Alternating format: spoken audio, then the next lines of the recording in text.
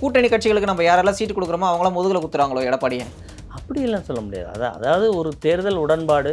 அந்த உடன்பாட்டில் அவங்க நாம் என்ன வாக்குறுதி கொடுத்துருக்கோமோ அதை நிறைவேற்றுவோம். அந்த அடிப்படையில் தான் அதிமுக பார்க்குது.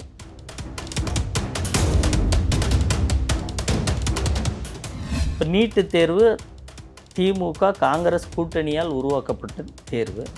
அந்த தேர்வை நாங்கள் இருக்கிற வரைக்கும் நீட் தேர்வு வரவில்லை அப்படின்னு சொல்லுவாங்க.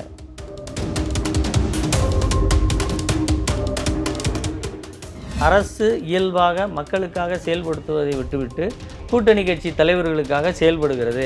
அதில் மக்களை விட கூட்டணி கட்சி தலைவர்கள் தான் எங்களுக்கு முக்கியம் அப்படின்னு திமுக அரசு நினைக்குதுன்னு தான் எடுத்துக்க முடியும்.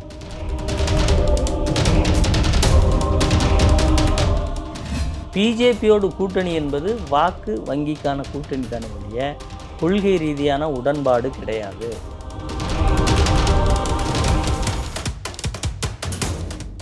தேர்தல் களத்துக்கு போகிறதுக்கு விசிகா வேணும், வேல்முருகன் வேணும், வைகோ வேணும், கம்யூனிஸ்ட் கட்சிகள் வேணும். கருணாநிதிக்கு 100 நாணயம் விடுவதற்கு பிஜேபி மட்டும் போதும்னு சொல்கிறது என்ன மனநிலை?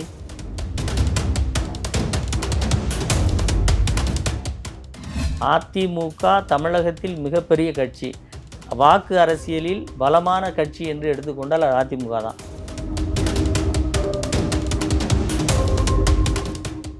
தமிழக மக்களுடைய வாழ்வாதாரத்திலோ உரிமையிலேயோ அதிமுக தவறளித்து விட்டதென்று எங்கேயும் சொல்ல முடியாது.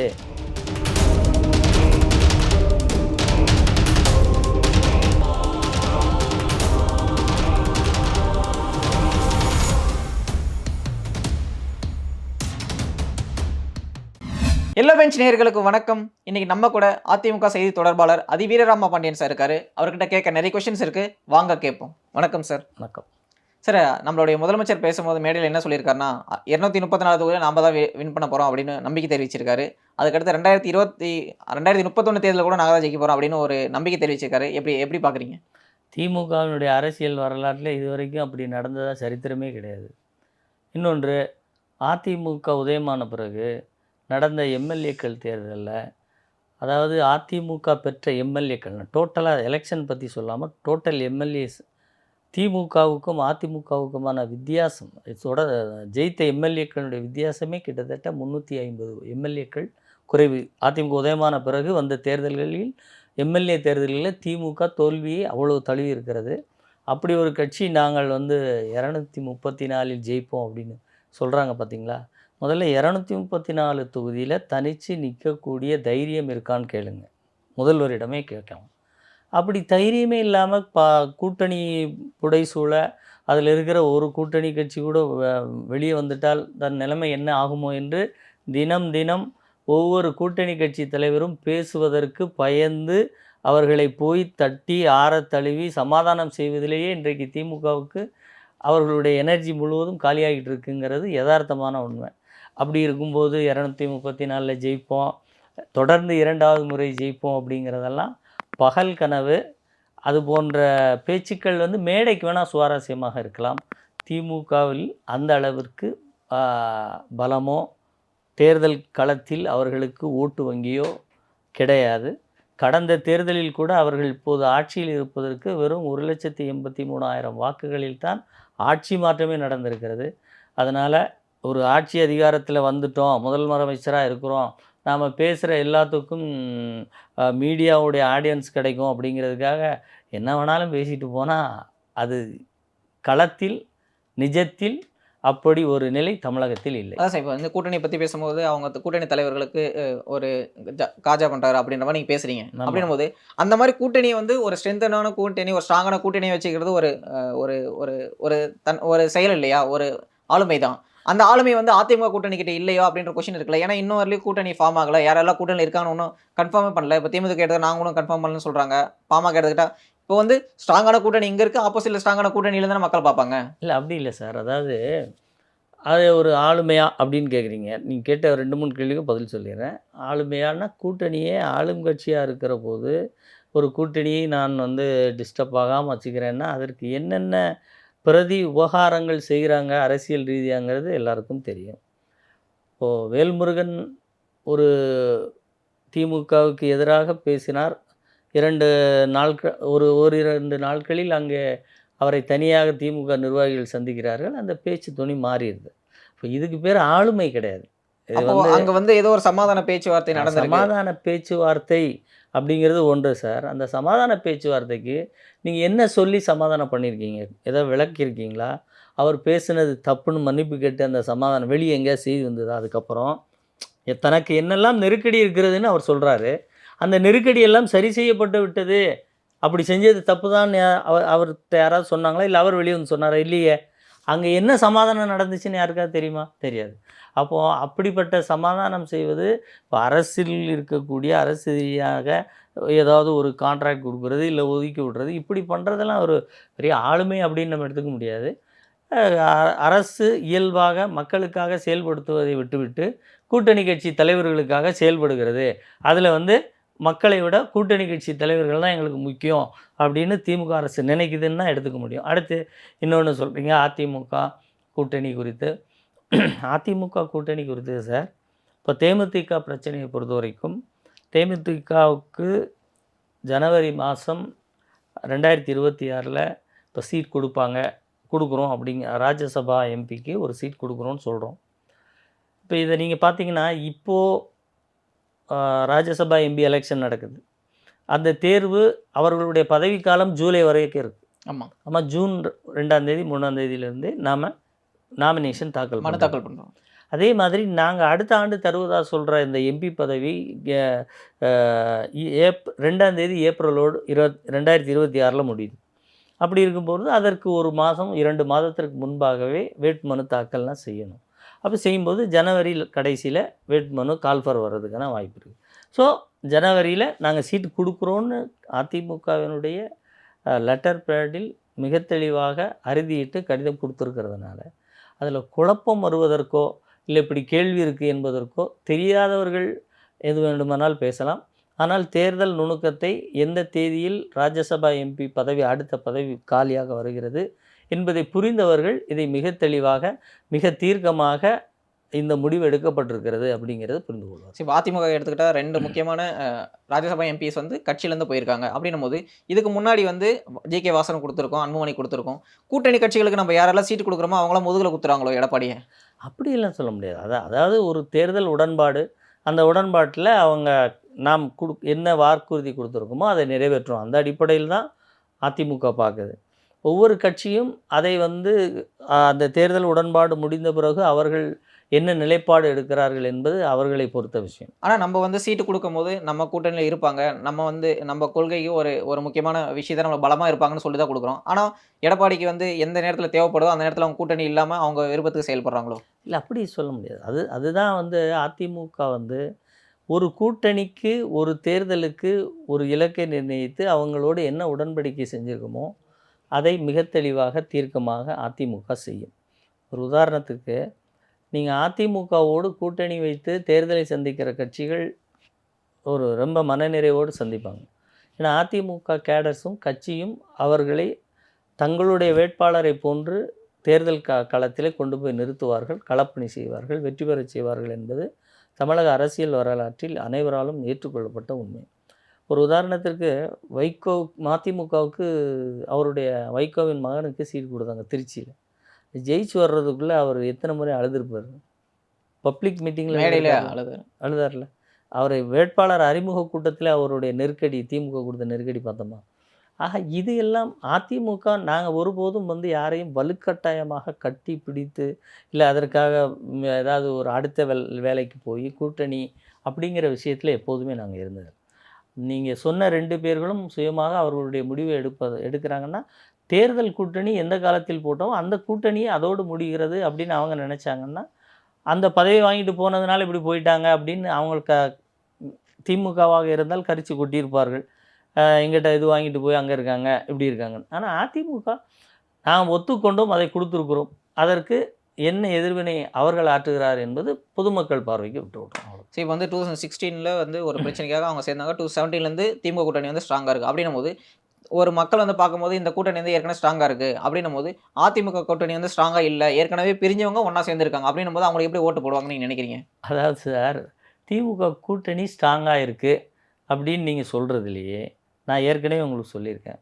இந்த ஆட்சி மாற்றத்திற்கான வாக்குகள் வெறும் 1,80,90,000 ஆனா அந்த வாக்குகள் 1 தான். லட்சமா இருந்தாலும் இல்ல அதுக்கான நான் சீட் வந்து சொல்ல அதிகம். இல்ல அதுக்கு என்ன சொல்ல வரேன்னா, அப்போ இந்த ஸ்ட்ராங் அப்படிங்கிற வார்த்தைக்கு நீங்க உள்ள போய் பார்த்தீங்கன்னா அப்ப பொருளே ஸ்ட்ராங்கா கிடையாது. இல்லன்னு சொன்னா விஜய கூப்பிடுறதோ, இல்ல சீமான கூப்பிடுறதோ ஏன்னு முக்கியமான கொஸ்டின் சார் வருதுல்ல? அதாவது தேர்தல்ல எல்லா கட்சியும், ஒவ்வொரு கட்சியும் கூட்டணியை எவ்வளோ அதிக பலத்தோடு போய் களத்தில சந்திப்பதைத்தான் அவங்களுடைய வியூகமாக வைப்பாங்க. அதனால ஏன் கூப்பிடுறீங்க? நீங்க இல்லையான்னா, நீங்க சொல்றீங்கல்ல 234ம் திமுக. 234ம் திமுகவ வாஸ் அவுட் பண்றது கூட நாங்க எடுக்கலாம். ஆனா வெற்றிக்கு ஆட்சி அமைக்க எவ்வளோ சீட்டு தேவை? 117 இருந்தா போதும். போதும்ல. அப்போ ஒரு கட்சி வந்து 117 120 சீட்டுக்கு போதும்னு உழைக்க வேண்டிய அவசியம் இல்லையே.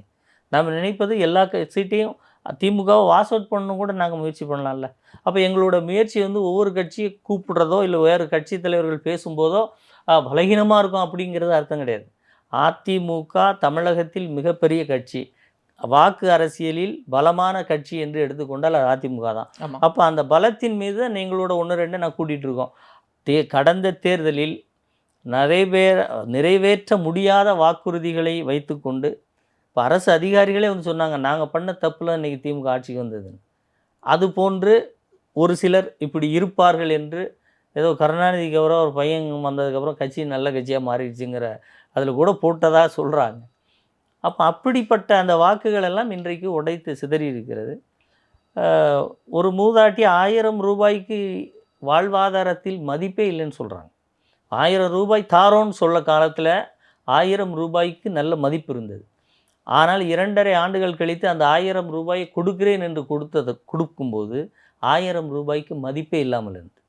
அப்போ மதிப்பே இல்லாத சில திட்டங்களை போட்டுட்டு, நாங்க கூட்டணியும் ஸ்ட்ராங்கா வச்சிருக்கோம்னு அவங்க கூட்டணி அதாவது இந்த ஆட்சிக்கு திமுக கூட்டணியிலே இருப்பவர்கள் ஒத்துப்போய் கொண்டிருப்பதால், அவர்களுக்கும் திமுகவுக்கு என்ன மதிப்பு மக்கள் மத்தியிலே இல்லையோ, அதே போல தான் அந்த கட்சிகளுக்கும். ஏன்னா இந்த நடவடிக்கைகள் அனைத்துக்கும் அவர்களும் கூட இருக்கிறார்கள்.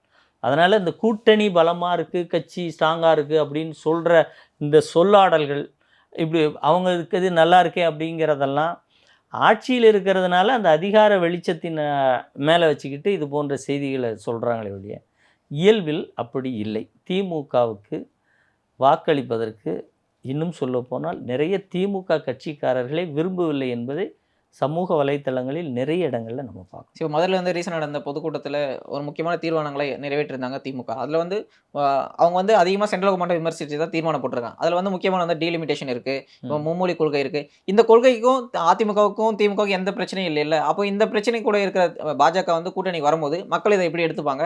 நீங்க எப்படி அந்த பிரச்சாரத்துக்கு போம்போது அப்படி பிரச்சாரத்துக்கு போவீங்க?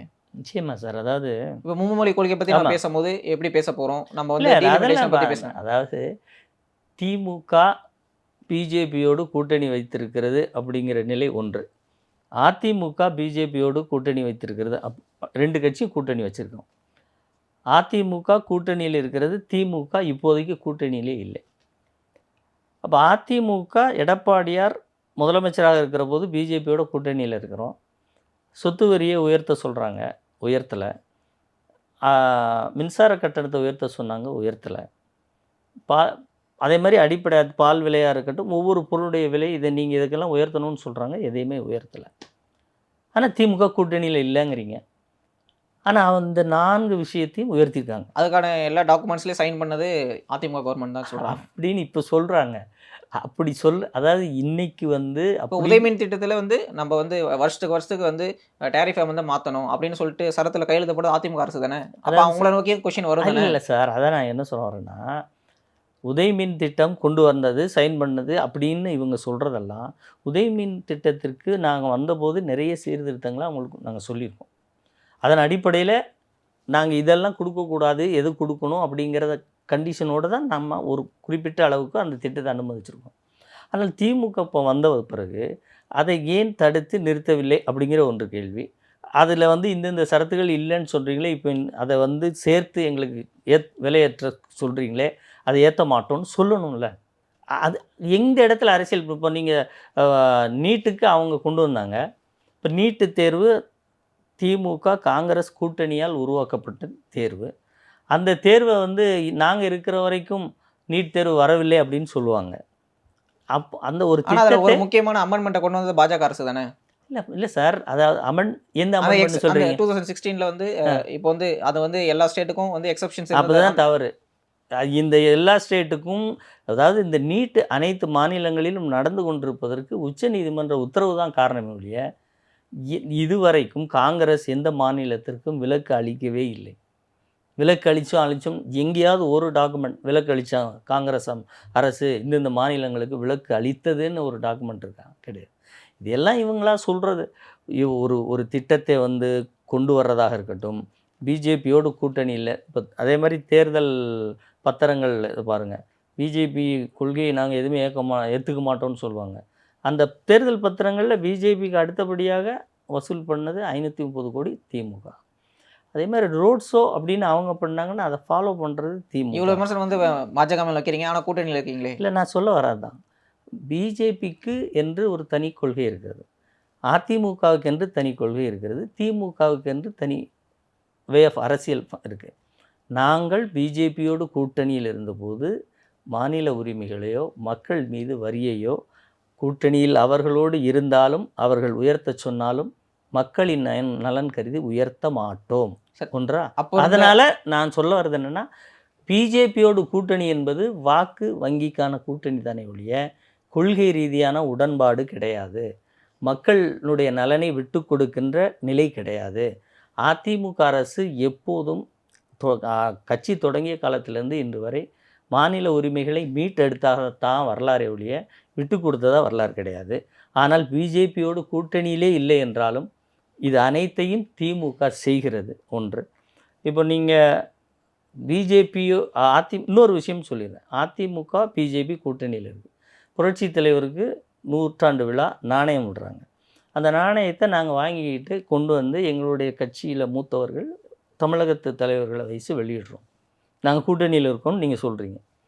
திமுக வருது, கருணாநிதி ஆட்சியில் இருக்குது, கருணாநிதிக்கு 100ஆண்டு வருது, நாணயத்தை வெளியிடுறாங்க. நாணயத்தை வெளியிடுறது நீங்கள் பிஜேபியினுடைய தலைவர்களை கொண்டு வந்து, பிஜேபி கட்சியிலே 2 நல்ல தலைவர்கள் இருக்கிறார்கள்னு யார் சொன்னது? முதலமைச்சர். அப்போ அப்ரோச் எப்படி இருக்குது?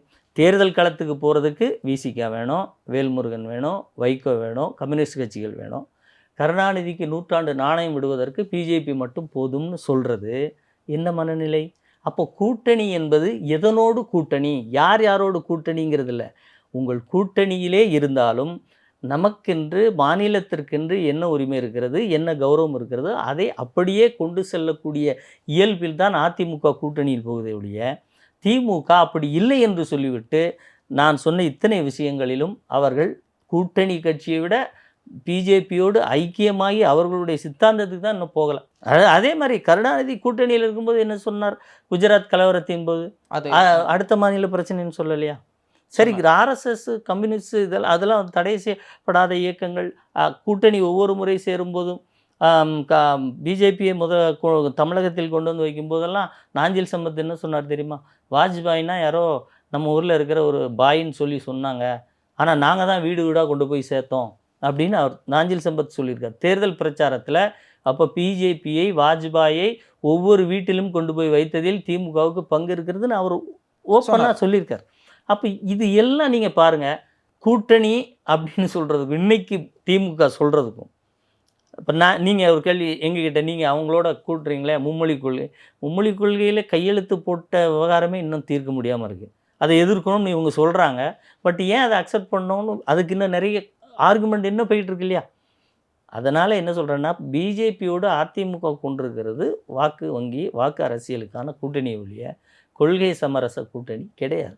அதை எப்போதுமே நாங்கள் செஞ்சதும் கிடையாது, எதிர்காலத்திலையும் செய்ய முடியாது. ஏன்னா அதிமுகவினுடைய இயக்கம், அது அமைக்கப்பட்ட விதம், அதனுடைய உணர்வு என்பது மிக தெளிவாக ஏழை எளிய நடுத்தட்டு மக்களை பாதிக்கக்கூடிய எந்த திட்டத்தையும் அதிமுக எந்த காலத்திலும் ஒத்துக்கொள்ளாது. அது யாராக இருந்தாலும் சரி, எந்த கூட்டணியில் இருந்து அழுத்தம் கொடுத்தாலும் அப்படி செய்யவில்லை. அதுக்கு இன்னொரு மிகப்பெரிய உதாரணம், எடப்பாடியார் குறித்து அந்த 7.5% இடஒதுக்கீட்டு ஜீவோ வருவதற்கு முன்னால் எடப்பாடியை, பழனிசாமியை அல்லது முதலமைச்சரை அல்லது அதிமுகவை பிஜேபி கபலீகரம் செய்து விட்டது, இவர்கள் அவ்வளவுதான், இவர்களெல்லாம் அடிமைகளாகி விட்டார்கள்னெல்லாம் சொல்லிக்கிட்டு இருந்தாங்க. அந்த நேரத்தில் 7.5% இடஒதுக்கீடு ஒரு ஏழை எளிய அரசு பள்ளியில் படிக்கக்கூடிய குழந்தைகளுக்கு கொடுக்க வேண்டும் என்கின்ற எண்ணம் அதிமுக எதிர்க்கட்சி தலைவர் அன்றைய முதலமைச்சரிடம் வந்தது. அந்த எண்ணத்தை கொண்டு வந்து ஆளுநரிடம் வைத்தபோது ஆளுநர் மறுக்கிறார், காலதாமதம் செய்கிறார். அப்படி இருக்கிற போது அந்த பலகீனப்படுத்தப்பட்டு வைத்திருந்த பொது வெளியில் நீங்கள் சொல்கிற மாதிரி பிஜேபியோட கூட்டணி அந்த நேரத்தில் தன்னுடைய அதிகாரத்தை பயன்படுத்தி அரசாணையின் மூலம் 7.5% இடஒதுக்கீடு கொடுத்தார் பார்த்தீங்களா? அந்த அரசியல் செயல்பாடு தான் அதிமுக எத்தகைய கூட்டணியில் இருந்தாலும் யார் தடுத்தாலும் அதன் நோக்கம் எப்போதும் பாதிக்கப்படுகிற மக்களை நோக்கி, ஏழை எளிய மாணவர்களை நோக்கி, நடுத்தட்டு மக்களை நோக்கியே தான் இருக்குங்கிறதுக்கு இதை விட பிற என்ன உதாரணம்? இந்த நெருக்கடியை தாண்டி இன்றைக்கு கட்சி ஒன்றுபடுத்தப்பட்டு மிகப்பெரிய அளவில் பலப்படுத்தப்பட்ட நிலையில் இருக்கும். அப்போ அந்த நேரத்திலே அப்படி ஒரு முடிவை எடுத்தார். நான் இன்னொன்று கேட்குறேன், அப்போ இப்படி கேட்குற திமுகவோ இல்லை வேறு பொது வெளியிலே இருக்கக்கூடியவர்களுக்கு ஒரே கேள்வி, 7.5% எடப்பாடியார் கொடுக்கிற போது நீங்கள் அவரை எவ்வளவு விமர்சித்தீர்கள்? அதாவது திட்டத்துக்கு இல்லை, அவரால் செயல்பட முடியாதவர்னு சொல்லி விமர்சித்தாங்க.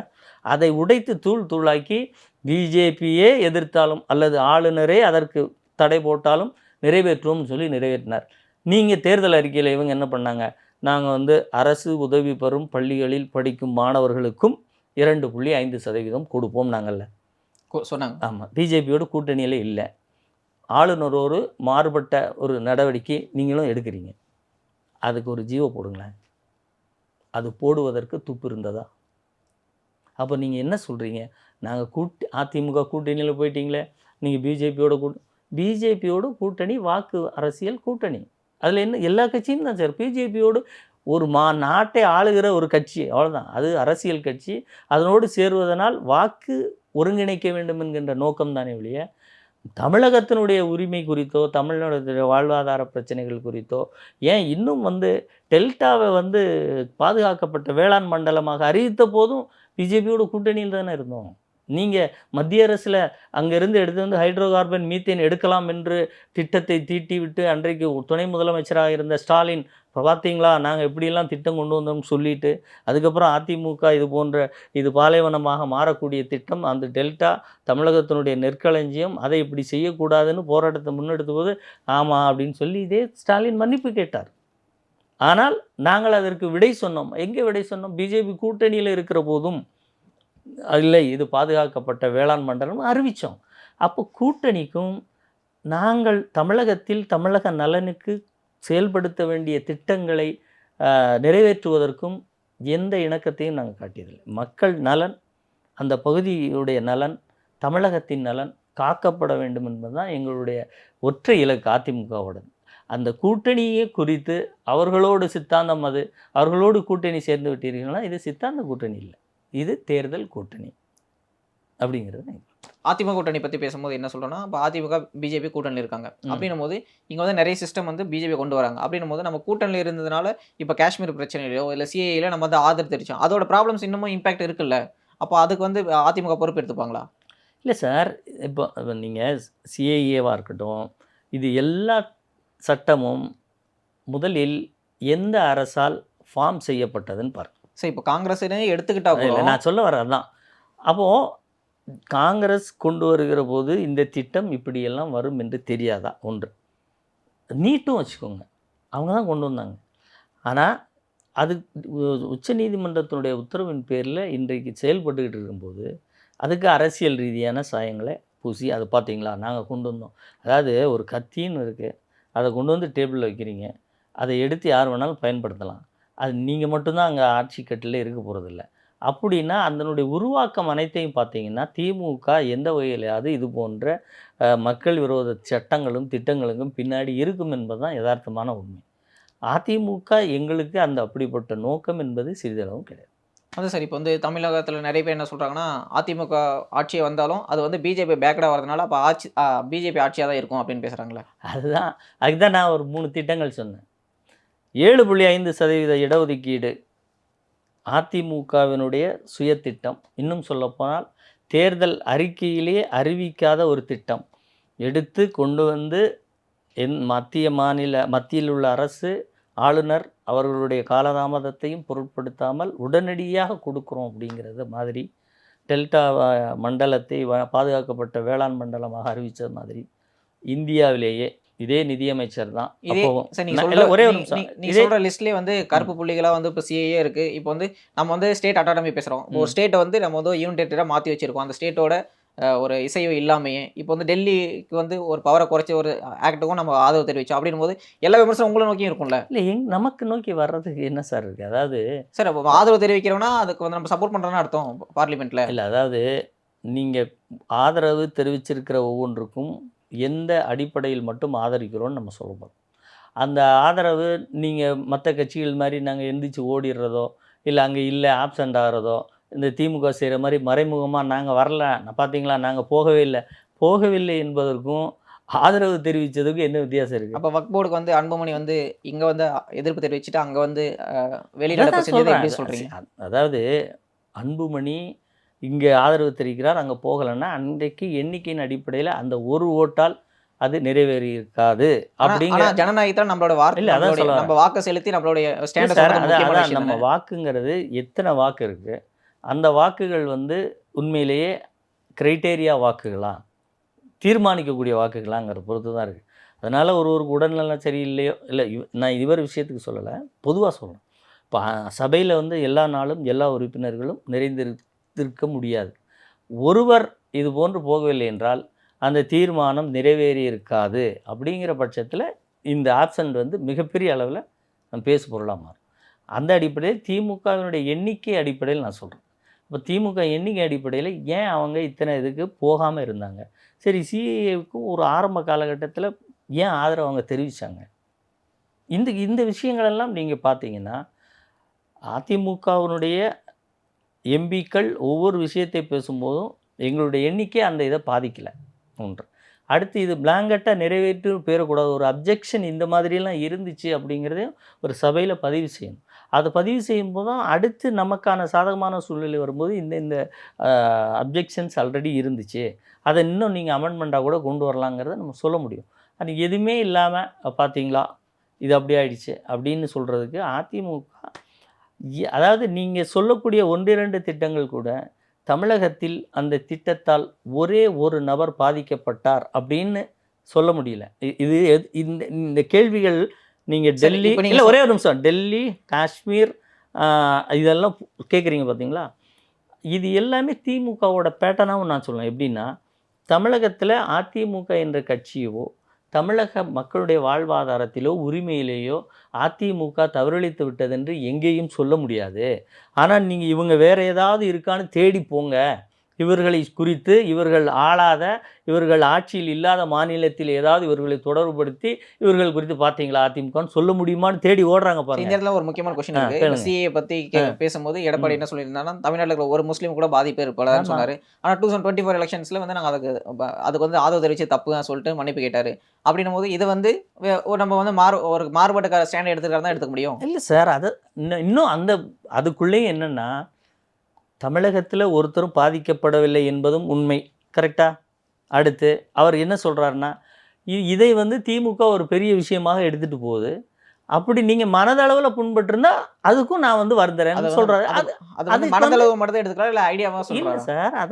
அதாவது இங்கு உள்ள இஸ்லாமியர்கள் அது குறித்து வருந்தினீர்கள் என்றால், அதிமுக அப்படி செஞ்சிருச்சுன்னு வருத்தப்பட்டீங்கன்னா, அது குறித்து நான் மன்னிப்பு கேட்கிறேன். ஏன்னா, அந்த திட்டம் உங்களை பாதிக்காதுங்கிறதுல நாங்க தீர்க்கமா இருக்கோம். ஆனா, பொய் பிரச்சாரங்களால நீங்க அத நம்புறீங்கன்னா, அதுவும் நான் வந்து வருந்துகிறேன்னு சொல்றது தப்பு இல்ல. எதார்த்தத்தை சொல்றதுல ஒண்ணும் இது இல்லையே.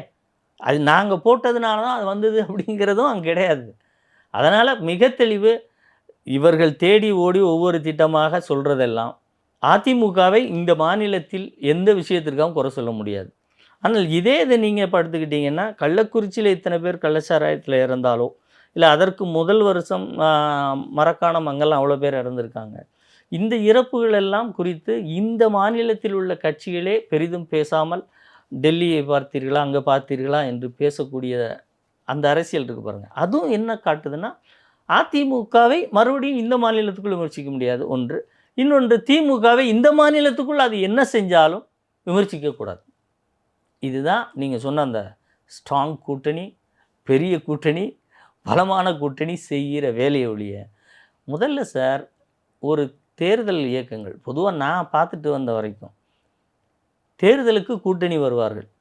தேர்தல் முடிந்த பிறகு அவர்கள் சொந்த கருத்துக்களை சொல்ல ஆரம்பிப்பாங்க. மீண்டும் அடுத்த தேர்தல் வருகிற போது தேர்தலுக்கு ஒன்றிணைவார்கள்.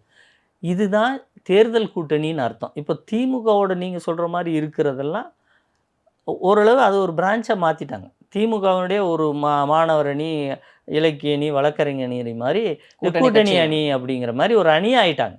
ஏன்னா, அவர்கள் அனைத்து திட்டத்திற்கும் ஒத்து போறாங்க. எல்லா செயல்களோடும் டிராவல் பண்றாங்க. அப்படி இருக்கிறத நாம எப்படி எடுத்துக்கணும்? கூட்டணின்னா தமிழகத்தினுடைய கட்சிகள் நீங்க வெளியே இருந்து இன்றைக்கு அந்த கள்ளக்குறிச்சி விவகாரமாக இருக்கட்டும், இப்படி அனைத்திலும் உங்க கருத்து அதிமுக ஆட்சி செய்யும்போது எப்படி வச்சிங்களோ அப்படி வைங்க. வச்சுட்டு நீங்கள் தேர்தல் நேரத்தில் கூட திமுகவோட கூட்டணி போங்க. நீ எங்கள் கூட கூட்டணி வரணுங்கிறதுக்காக நான் சொல்லலை. பட் ஒரு மாபெரும் பாதகம் நடக்கிற போது அதை தட்டி கேட்க வேண்டுமா வேண்டாமா அரசியல் கட்சிகள்? அதாவது திமுகவினுடைய கூட்டணி முழுவதுமே ஒரு தமிழகத்தினுடைய தனித்த கட்சிகள் என்கின்ற நிலையிலிருந்து மாறி இப்போதைக்கு திமுகவிட ஒரு அணி மாதிரி, ஒரு வழக்கறிஞர் அணி மாதிரி, மருத்துவர் அணி மாதிரி, அதுவும் கூட்டணி அணி அப்படிங்கிற நிலைக்கு அவங்க போயிட்டாங்க. ஏன்னா தேர்தல் வரும்போது கூட்டணியை அமைத்துக்கொள்வது இயற்கை. ஆனால் தொடர்ந்து நான் கூட்டணியிலே இருக்கிறேன், ஆட்சி அதிகாரத்தோடு ஒத்துப்போகிறேன் அப்படின்னு சொல்கிறது வந்து ஒரு நல்ல அரசியலுக்கு அது சரியாக இருக்காது. மக்களுடைய உரிமைகளை அது பாதிக்கும், மக்களுடைய வாழ்வாதாரத்தை பாதிக்கும். பாதிக்கப்பட்ட மக்களுக்கு அவர்களால் எந்த குரலும் கொடுக்க முடியாத நிலையிலே இன்றைக்கு அவர்கள் அங்கே இணைந்து இருக்கிறார்கள். அதனால் அது ஒரு பலமான கூட்டணிங்கிறத நான் மறுக்கிறேன். மக்களுடைய நலன் என்கின்ற அடிப்படையில் பார்க்கிற போது அது ஒரு பலகீனமான கூட்டணி. அந்த பலகீனமான கூட்டணி மீண்டும் வேறு ஏதாவது செய்து இந்த முறை ஆட்சிக்கு வரணும் அப்படிங்கிற நோக்கத்தில் தான் நாங்கள் 234 அப்படின்லாம் சொல்கிறாங்க. 234இல் திமுகவால் நிற்கவே முடியாது. இல்லைன்னா கூட்டணி கட்சிகளை எல்லாம் கலட்டி விட்டு 234 நிற்க சொல்லுங்கள். ஒரே ஒரு சீட்டை ஜெயிச்சு காமிக்க சொல்லுங்கள்.